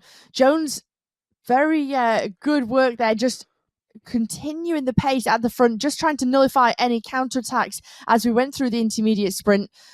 So the rider from Canyon Esports just making sure that no other riders could come over the top and go for a long one with 5.6 kilometers remaining. And then we get the confirmation on the left of the screen. Evoque with the 8 points, Callas Esports with the 7, Team Swedish Zwifters with the 3, Saris, the Pros Closet and Canyon Esports tied with the 2, and Kiss Racing Team and Bolt both on 1.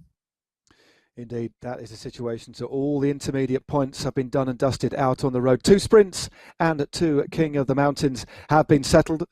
Evoque, as Hannah just said, have come out on top in terms of the points gathered out on the road here on the Everything Bagel, because this is a course that offers up pretty much everything on Zwift. Fast descents, steep climbs, some long drags, some undulating sections as well, and a very attritional sort of course. 5.5 or 5 over 500 metres of elevation, shall I say, and there's been a bit of an attack here. Talbot has now cruised off the front. 28 riders left in the mix here, and I do think that the winner is going to come from this team, and trying to look from this front group, should I say, and Teams with number include Callas, Saris and the Pros Closet, Canyon Esports and the team at Swedish Zwifters, as well as PO Auto. So all of the teams, Hannah, you'd expect to have good numbers, have them in the front here. Yeah, to use those numbers, those numerical advantages to for this team classification. How are they going to do it? Are they going to start to counter-attack and go for a long one and then save one or two riders back for the sprint should it come back together? Or do they all just want to try and go for a blanket finish and try and get as many riders up there in the top 10 as possible?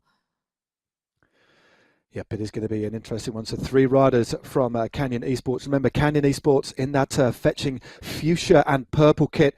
They've got Alex West, Ollie Jones and Lionel Vujasan. They've got 3 riders in at that front group. Also with 3 riders, the team that lie in second position overall. So it is kind of neck and neck in terms of numbers out of the front. Saris and the Pros Closet in that yellow, white and green kit have Ryan Larson, the former US champion, David Tolbert and Gavin Dempster. I can't actually see Mike Cumming in this front group at the moment.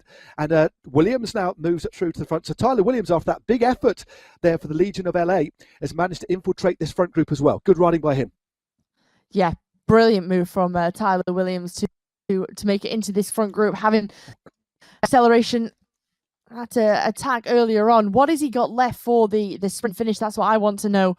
The rider from the Legion LA squad. Well, I did actually spot, I've made a little bit of a mistake there. Mike Cumming is actually in this front group. So in terms of point scoring, that's another good opportunity for Saris and the Pros Closet. They have 4 riders in this front group at the moment, and that is looking very good. PO Auto as well. I can see they have 4 riders in there as well. So lots of points on offer, remember, on the finish line. The first 30 riders score points for their team. So it makes sense, doesn't it? It's pretty easy to work out. The more riders you can get, the higher up the field, the more points you can accumulate. Of course, there's a lot of kudos. It's wonderful to win the race individually, but the whole league is based on team points. That is what it is all about. Remember, 2 teams will actually drop down from this Premier Division, and we'll have 2 teams move up from the community divisions as well. And within all the community divisions that you can see racing every Tuesday, head over to the Zwift Community Racing to watch those races. 3 teams from all of their respective leagues will move up and down as well. So we've got a real wonderful kind of ecosystem, haven't we, Hannah? That I cannot wait to see how this unfolds over the next coming years. It's going to be amazing. It's going to be fantastic, and I think for these teams, you know, they're really on. They don't want to leave a drop down from the Premier Division down into the Community League. Likewise for the Community League teams, they put all the effort in, 100% effort to try and move up into this Premier Division. It's going to be incredibly exciting as we go into to the next league. But 2.5 kilometers to go. All status quo now. All the riders. Segabrit on the front. Which team is going to take this up? Are any teams wanting to just swell the front of the bunch with the riders and start to open up make the move first? Well, it's it's looking a little bit cagey here. Just looking at the figure there of the Dane Nicholas Pedersen sticking at around 190 watts. That says that is very, very easy to maintain for riders of this sort of caliber. They are gearing themselves up for a sprint. We saw in the women's race Williams go very, very long indeed. I'm going to see something similar here. Only 2 kilometers to go. And as a reminder, if you're just joining us, on this Everything Bagel course, the finishing straight is very, very fast indeed, but the actual finishing gantry doesn't come into sight for these riders until only around 200 meters to go. So timing is absolutely vital, as will the use of any power-ups that these riders have got left. We've got some really fast riders in this front group. Ollie Jones and Alex West are there. Tom Thrall, he's already won a round, remember, for the Evoc bike team. Nicholas Pedersen is there for PO Auto. This is going to be an absolutely fascinating finale. Remember, also 4 riders from Saris and the Pros Closet as well. Talbot just rolling off the front here. A rider in the yellow, taking him as well. So 2 riders starting to go clear into the finish. Like what we saw in the women's race, it is possible for any breakaways to hold on to the finish line if no riders in the peloton want to take it up. Talbot and Muff just doing a great job. You see the numbers from Talbot here. Oh, this is great stuff. Sorry, Hannah, they have opened up a nice little bit of a lead. He can just see the Flamme Rouge, 1 kilometre to go. Beckons in only, well, just 100 metres or so. They've opened up a lead now, 4.2 seconds. It's Thomas Thrall who's leading the chase for Segerbrook. Tyler Williams is there as well with West. They're opening up a nice little lead here, but Muff has actually opened up a slight lead on Talbot here. So great riding here by the rider from PO Auto. So at the moment, it's PO Auto versus Saris and at the Pros Closet. Remember, Saris and the Pros Closet have 4 riders in this front group. This is looking very, very good indeed. Yeah, Lionel Mordaunt and Spencer Segbrook in the second place, but 4.5 seconds now into the final 650 metres of this race. They're still working very well together. Talbot on the front in the yellow, Muff in the back in the turquoise jersey. Well, the gap is coming down now. You can just see it's only 2.5 seconds. They've still got around 450 metres to go. It looks like they are going to be swept up now. Their lead is almost being snuffed out here, Hannah. 350 metres to go. They still can't actually see the finish line until they open things up here. Look at all the power-ups that are being dropped now. Big acceleration on at the front here. This is going to be an amazing sprint. Segerbrook in front from McGlinchey and Larson. They're just going through. Segerbrook, it looks like it's going to take things here. He is still leading from Thrall, rounding the corner here, just going through now. They're just rounding the finish. We just saw the finish there. Very, well, who was it that took that one? That was an absolutely bizarre finale. The finish line came up very, very quickly indeed, but it was indeed Pedersen that took the win there. That was a mass sprint finish. That little breakaway group being a court on the line, but it was Pedersen who took the win though for PO Auto ahead of Ryan Larson. What an amazing finish there. Alex West from Canyon Esports rounding out in third place there, Hannah. Well, that was a chaotic sprint, an exciting one. So much happened in the last few hundred metres there. It certainly did, and just shows the peloton, the group behind, timing it to perfection, that they knew that they could catch these riders back with if you have a gap of 2-3 seconds in the final 400 meters of this race, and all those power-ups being used, it did play into the advantage of the peloton, and we see the confirmation of those results. Pedersen with the 40, Larson with 35, and Alex West with 30. There we go, fourth place was Thomas Thrall, a previous winner, of course. Anders Frisk was up there as well for the Swedish Swifters. And there we go, rounding out the top 20, Jones, flicking back up, should I say. And just having a look at the teams that have managed to put several riders in at the top 10. There again, 2 there, Ryan Larson and Mike Cumming, both 2nd and 9th. Good, solid performance there from Tyler Williams from the Legion of LA, finishing just inside the top 10 there. So in a few moments' time, we'll get to the points accumulated, get them all added up to see how that has affected the overall rankings. Remember, heading into this final race, it was the team of Ollie Jones and Canyon Esports who led, and then Saris and the Pros Closet, but a real tactical affair towards the back end, but also at the same, although it was quite tactical towards the back end, Hannah, very, very attritional, and there was a selection made quite early on too. Yeah, very early on, the teams wanting to take it up to try and whittle this group down. They knew they didn't want to take a big group around, but I think with the attritional course and the nature of the course, and not much time for any respite, you really have to pick your point. And there's so many moves going off the front, riders wanting to try and force a solo breakaway or to force a little move. It made it exceptionally hard, and just see from the front of the group to the back how much time you have to make up. Yep, there's a lot of riders put under pressure, although there was still a big group of around 50 riders that made that selection. It did see the hopes end for a lot of riders, and we could just see some very interesting stats. Mikey Mottram, one of the most aggressive riders on the day, a couple of 10 years off the front, but we saw the stats of some of the riders midway through the bunch, just on the climbs, having to hold but around 450 watts just to maintain their position in the bunch. Now, the second time over, the opposite direction, of course, of this King of the Mountains, there was another little bit of a selection. The group whittled down to 28 riders, as we just look at the slow motion replay there. Good riding by the Evok bike team. That was a Thrall who took maximum points final time up. And then coming into the finish, there was that little acceleration by Talbot. And these two riders did look for a while as if they had it wrapped up, but the bunch came down on them so quickly just in the last couple of 100 meters. They did, and I think you just look at the flurry of the power-ups being used from the aero to the lightweight, and once the sprint really started to get going and they gained momentum, the two riders out front, Talbot and Muff, were never going to be able to hold off such an electric pace. Well, look at that. Well, we got our abacuses out and the points have been added up, and look at that, Saris and at the pros closet, exactly the same amount of points at Canyon Esports. That just shows how tight things are here after week 5.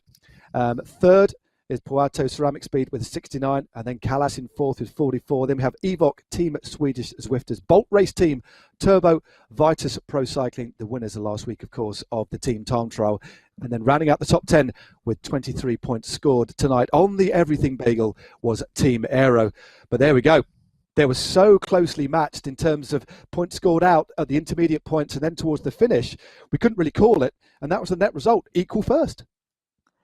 Yeah, incredibly close. And it just shows why, all the riders within the team, even if you're not going for your individual victory on the night, why it's so important to sprint for all the placings on the finish line. Becomes close, and this is going to be an exciting throwdown for the final and the remaining 3 races over the next 3 weeks. It is very, very tight at the top. Of course, given the fact that Saris and the pros closet and Canyon Esports both tied tonight, that means the positions at the top, and we'll get confirmation of that in just a few moments' time. They'll be equal on points, and I think Ceramic Speed would have closed up a little bit as well. So very, very tight. Still everything to play for, but just shows how important it is to trying to get as many riders as you can inside the top 10, and other riders as well vying it for the points out at those intermediate points. Well, there we go. Canyon Esports still lead, but by only 4 points ahead of Saris and the pros closet. The men in green and yellow battling hard today. And then Puerto Ceramic Speed are in third with 83. Evok in fourth with 80. So the first 4 teams there, Hannah, only separated by 15 points. Then we have Bolt in fifth, Team Swedish Swifters with 73 in sixth. Callas Esport Racing Team with 68 points. Vitus Pro Cycling on 66 in eighth. Aero in ninth with 59. And then our 10th team heading into round 6 next week. As we move forward to the rest of the rankings, no pins are there. Dutch Racing and Skyline there. Very, very close. So still everything to play for. Still 4 rounds, so 3 rounds to go, should I say. But very, very close. And still any team could win this overall, Hannah. They certainly could. All it takes is for one of these teams, the likes of Saris and the Pros Hub or Canyon Esports, to have a bad night, and the gaps can be closed up. So it's all to play for. It's not all over yet. It's still very, very, very close at the top standings. Yep, I'm going to say all to play for. Of course, we still have several rounds to go. This was week number 5. It's over 8 weeks. We carry right the way through to December. And of course, next week, it's back to the team time trial. I cannot wait to see how the team time trial goes on. But before we look forward to next week, Hannah, what about a roundup of today's racing? It's been absolutely fascinating. We've been treated to some real interesting racing. And again, we've seen dominance again with Team Heinau in the women's event. They are way ahead of everybody else, but I still think there's time for other teams to reconfigure and think about what they're going to do next. And we have a very, very close affair in the men's. Yeah, very, very different styles of racing as well. The way it's been won in the women's race, we saw a solo victory to Heinau. In the men's race, a mass bunch sprint, but in the actual overall standings, Heinau, incredible job. The way they've got their tactics nailed, the communication between the riders is absolutely phenomenal. But in the men's racing, it's all to play for all the teams within the top 4 right now. Indeed. Well, next week, as I said, we move on to another team time trial. So please make sure that you tune in to Zwift's Facebook and YouTube channel next Monday, because we have a team time trial and it is on the Greater London flat route. So that is going to be pretty fast and furious. Not much elevation at all. Completely different to what we saw in last week's team time trial. all about speed. And again, everything could change. All it takes is for one of the top teams to have a bad day, and it could change around both in the men's and the women. So make sure you join Nathan Guerra and Dave Towell for that. I'll certainly be tuning in. And if you want a bit of a nice summary, a nice concentrated summary in relation to everything to do with Zwift racing, tune in on Friday, and OJ Borges will take you through the world of Zwift. It really is a lot of fun. As myself and Hannah were talking about earlier on, gives you a real insight into the tactics. We've got course recons, and we slowly but surely are getting to know the characters within all the teams. So that is a big must. And of course, as well, we've got the Zwift Academy Roadshow. Hannah, it's wall-to-wall content, isn't it? It certainly is. So much to catch up on, so much to watch, so much to see. And it's going to be an exciting final 3 weeks of this racing league. It certainly is. And one thing that I did forget, remember, this Zwift Racing League is open to everybody in the Zwift community, and you can watch the community racing on a Tuesday. So head over to Zwift Community Live. There it is, right on cue. Thank you, Mr. Producer, for putting that on for us. So Zwift.com, Zwift Racing League every Tuesday, and Nathan Guerra will be showing you the teams to watch out for over the coming seasons. But after some breathless racing, it's time for both me and Hannah, both in separate places, to go for a little bit of a lie down to recover and have our tea. But thanks very much for watching us. Make sure you join Nathan and Dave next Monday for some more Zwift Racing League action. But for now, from the Big Apple, it's goodbye.